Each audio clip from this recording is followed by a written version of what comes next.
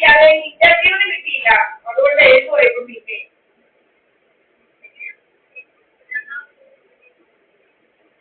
കിട്ടിയാൽ പ്രിലിമിനറി ഒക്കെ അവര് വളരെ മനസ്സിലാവില്ല, അത് കഴിഞ്ഞാൽ കിട്ടിയായിരുന്നു. പിന്നെ ഇനിയോ ഇതുകൂടെ എഴുതുക, അത് കഴിഞ്ഞ് ഇതുകൂടെ എഴുതണമെന്ന് പറഞ്ഞു. ഇതുകൂടെ കിട്ടിയില്ല. അവര് പറഞ്ഞ മനസ്സിലാവും. ഈ IAS എന്നോട് പ്രിലിമിനറി വന്നിട്ടൊക്കെ ഉണ്ട്, മനസ്സിലായില്ലോ. പിന്നെ മെയിൻസ് കിട്ടിയാൽ ഇന്റർവ്യൂവിന് കിട്ടിയില്ല. അതുകൊണ്ട് അതുകൂടെ എഴുതണം. ഇവരുടെ മുക്കുവിന്റെ കൂട്ടാൻ വഴിയിൽ നിർത്തുക, അവരുടെ പരിപാടി എന്തൊക്കെയാണ്. ബാറ്ററി മേടിച്ച് കൂട്ടാൻ വഴിയിൽ മനസ്സ് നിൽക്കുക, പലതരമല്ലോ. ഇവർക്ക് ചെറുത് കൺട്രോൾ ചെയ്യുന്ന സാധനങ്ങളൊക്കെ ഉണ്ട്. അതുപോലെ നമ്മുടെ ഫോണിനകത്ത് ചാർജ് ആവാൻ പറ്റാൻ ചാർജ് ആവാതിരിക്കുക, എന്തെല്ലാം രോഗങ്ങളാണെന്നറിയാമോ, എന്തെല്ലാം രോഗങ്ങളാണ് കാണുന്നത്. മുക്കുമിന്റെ കൂട്ടി പോകുന്ന നടുക്ക് നിൽക്കുക. അതുപോലെ ഞങ്ങൾ ബാറ്ററി അനാവശ്യം തന്നെ കാണിക്കാൻ തോന്നിയാസം തന്നെ. എന്ത് തോന്നിയാസം പോലെ അവന്മാർ കുറെ പിന്നിലേക്ക് കാണിക്കാന്ന് വെച്ചാൽ മുക്കും പഠിച്ചതാണ്. മുക്കുവിന് നിയമം ഫുഡ് അറിയാം. മുക്കുവിന് പരീക്ഷ പഠിക്കാനല്ലാതെ ഫുഡൊന്നും അറിയത്തില്ല. മുക്കുവിന് പരീക്ഷ പഠിക്കാനറിയില്ല, അല്ലാതെ പ്രാക്ടിക്കലായിട്ടൊന്നും അറിയത്തില്ല. ഇനി പോയാലേ അറിയുള്ളൂ.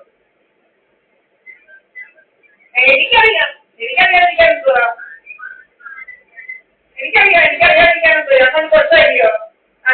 അന്നേരം അവിടെ ഒരു മൈസ്ട്രേറ്റിന് തൂക്കേട് നല്ലൊരു മൈസ്ട്രേറ്റിനെ മാറ്റിയിട്ട് ഒരു റിയാരാജി എന്ന് പറയുന്ന ഒരു സേവിക്ക് വന്നായിരുന്നു. ഒരു മൈസ്ട്രേറ്റ് ഇപ്പൊ കണ്ടില്ലേ, ഡൽഹിയിലോ എങ്ങാണ്ട് ഒരു മൈസ്ട്രേറ്റിന്റെ ജഡ്ജിന്റെ വീട്ടിൽ ഇഷ്ടം പോലെ നോട്ടെല്ലാം കത്തിയത് പിടിച്ച് അവരെ സസ്പെൻഡ് ചെയ്തത്. കുറെ അളമാരന്മാരും മൈസ്ട്രേറ്റിനെ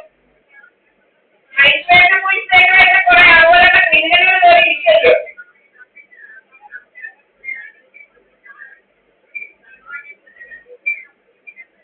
അവരെ ഈ തെളിവിന്റെ കേസ് എങ്ങനെയാണ് ആവുന്നതൊക്കെ അറിഞ്ഞിട്ടേ അവരെ ഈ ജോലിക്ക് എടുക്കുന്നത്.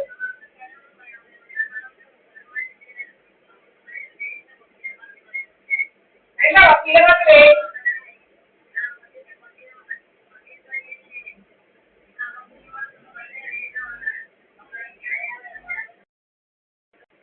സ്ഥലമാറ്റി ഇവരോട് ജയിക്കുമോ?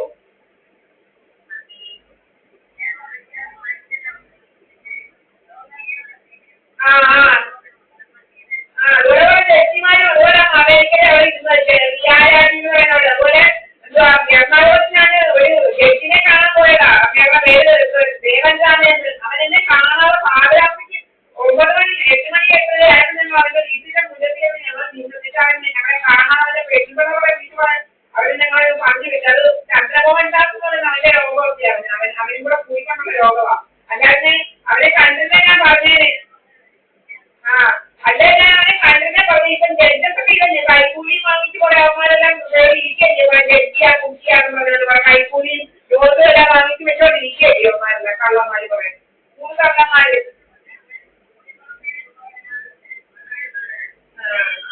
അങ്ങനെ കോടിക്കണക്കിന് രൂപകളൊക്കെയാ. അതുപോലെ ഈ വെട്ടിക്കണ്ടിച്ച് ഫ്രിഡ്ജിനകത്ത് വെക്കുന്നതൊക്കെ അവയവക്കച്ചവടം ഒക്കെ. അതൊക്കെ തേച്ച് വാങ്ങിച്ച് കളയല്ലേ. അവയവക്കച്ചവടം നടത്താനാ പെണ്ണുങ്ങളെ വെട്ടി മുറിച്ച് ഫ്രിഡ്ജിനകത്ത് വെക്കുന്നത്. മനസ്സിലായില്ലോ? അവയവമല്ല, ഇന്റർലോക്കേഴ്സ് ആന്തരിക അവയവങ്ങളൊക്കെ എടുത്ത് നിശ്ചയിച്ച് പെണ്ണുങ്ങളെ വെട്ടി മുറിച്ച് ഫ്രിഡ്ജിനകത്ത് വെക്കുന്നതൊക്കെ അറിയത്തില്ലോ. ആർക്കും ചുമ്മാതെ ബോയ്സ് ഫ്രണ്ടാന്നൊക്കെ പറഞ്ഞുകൊണ്ട് ഇതാക്കിയിട്ട് പെണ്ണുങ്ങളെ വിളിച്ചു കൊണ്ടുപോയ ചുവമാര് ആളുകളെല്ലാം കൂടെ കൂടി പെണ്ണുങ്ങളെ വെട്ടി മുറിച്ച് അകത്തെ കിഡ്നിയും ഹാർട്ടും പിന്നെ എന്തൊക്കെയാ ലെൻസും കണ്ണും വന്നതെല്ലാം എടുത്ത് വിറ്റേച്ച് കോടികൾ ഉണ്ടാക്കി സമ്പാദിച്ചേച്ച് പെണ്ണുങ്ങളെ വെട്ടി മുറിച്ച് ഫ്രിഡ്ജിനകത്ത് വയ്ക്കുന്ന കഥകളൊക്കെ അറിയത്തില്ലോ. അതുപോലെ ക്രിമിനൽസിന്റെ വഴി നടക്കുമല്ലോ ലീവായ പിടിക്കണ്ടേ.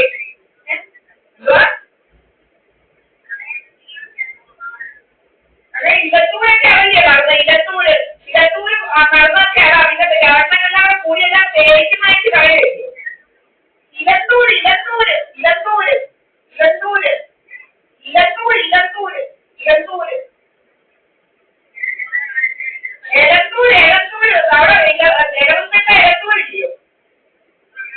ആ അവിടെയൊക്കെ അതാ നടന്നത്. പെണ്ണുങ്ങളെല്ലാം മയക്കടിച്ച് പിടിച്ചോണ്ട് പോയി എല്ലാം വെട്ടി നോക്കിയത് പോസ്റ്റ്മോർട്ടം നടത്തുന്നവരുണ്ടായിരുന്നു. അവരറിയാം ഈ അവയവങ്ങളെല്ലാം കേടുകൂടെ വരുത്താൻ അങ്ങനെ കേടുകൂടെ അവയവങ്ങളൊക്കെ എടുത്തേച്ച് എല്ലാത്തിനെയും വെട്ടി നോക്കി കുഴിച്ച് മൂടിയത്. അതിനകത്ത് ഇന്റർവ്യൂ ഒന്നും കിട്ടിയില്ലല്ലോ. അങ്ങനെ ഇന്റർവ്യൂ ഒക്കെ ഇവന്മാരൊക്കെ ലേറ്റോടും അവിടെയൊക്കെ എല്ലാം തിരിച്ച് കോടികൾ സമ്പാദിക്കുന്ന മാഫിയ ഇങ്ങനെ നടക്കുകയില്ല. മെഡിക്കൽ മാഫിയ അല്ലാത്ത മാഫിയൊക്കെ ഇങ്ങനെ നടക്കുക. അവരെ മുക്കുവിനെ പറഞ്ഞില്ല. അവരെ മുക്കുവിന്റെ എന്തുകൊണ്ട് ഇതുപോലെ അവന് 13 ലക്ഷം അവന്റെ 20 ലക്ഷം അങ്ങോട്ട് ATM പ്രവർത്തി നടത്തി മുക്കുമ്പെന്നാണ് പറഞ്ഞത്. എന്നിട്ട് 13 ലക്ഷം അവന്റെ വീട്ടിൽ വിളിച്ചത്. അങ്ങനെ കുറെ കള്ളന്മാരിങ്ങനെ നടക്കുക. മുക്കുവിന്റെ അല്ലല്ല മുക്കുവിന്റെ അത് അച്ഛന്റെ അനിയന്റെയും അമ്മയുടെ അനിയത്തിയുടെ മോനെ. അതുപോലെ മുക്കുവിന്റെ പുസ്തകമല്ലോ അതിനപ്പുറത്തെ കാര്യം. അവിടെ ഇങ്ങനെ നടക്കുക. അവിടെ ഭോപ്പാല്, കോട്ട, ജയ്പൂര്, ഡൽഹി എന്ന് പറഞ്ഞിങ്ങനെ ആരും തൂക്കി വന്ന നടപ്പാലോ ഇവിടെ. ഇവിടെ എന്തിനാ ഇങ്ങനെ നടക്കുന്നതെന്ന് അറിയില്ല.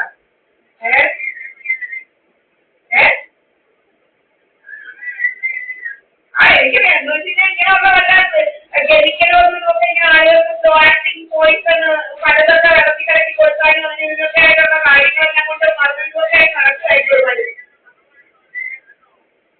ആര് കളവ് നടക്കുന്നു? കളവ് പറഞ്ഞാൽ ഇങ്ങനെ ഈ വീടിന് ചുറ്റും പോയ അവന്മാരൊക്കെ എനിക്കറിയാം. ഇവനെയൊക്കെ എന്നെങ്ങനെ ഇവന്മാരൊക്കെ അറിയുന്നതെന്ന് അറിയത്തില്ല. എന്നെങ്ങനെ അറിയാൻ ഇവന്മാരൊക്കെ കണ്ടത് ഏകദേശന്മാരൊക്കെ 103 എന്ന് പറയുന്ന ചെമ്മാരി താമസിക്കുന്നുണ്ട്. അവനിങ്ങനെ ഞാൻ മുക്കും വന്നതായിട്ട് അവൻ കൂട്ടിക്കെട്ടി ഇങ്ങനെ ബോധമാണ് അവന്റെ ഡ്രാമയ്ക്ക്. അതുപോലെ നമ്മുടെ ഫോണിൽ കൂടെ പല ഡ്രാമകളാണ്. ക്യാമറ ഓഫ് ആക്കി ഡ്രാമ, വൈഫൈ ഓഫ് ആക്കി ഡ്രാമ, പല ഡ്രാമയാണ് ഇങ്ങനെ. പല ഡ്രാമകളാണ്. ഡ്രാമകൾ മാറാനാ പല ഡ്രാമകളാണ്. മുറിക്കാത്തതൊക്കെ എല്ലാരും അടച്ചു വെച്ചിരിക്കുന്നത്. മുറിക്കാത്ത ആസില് മണക്കുക. ആസില് മുഖത്തോട്ട് ഇങ്ങനെ ആസിലടിക്കുക മുഖത്തോട്ട്. അപ്പൊ ഞാൻ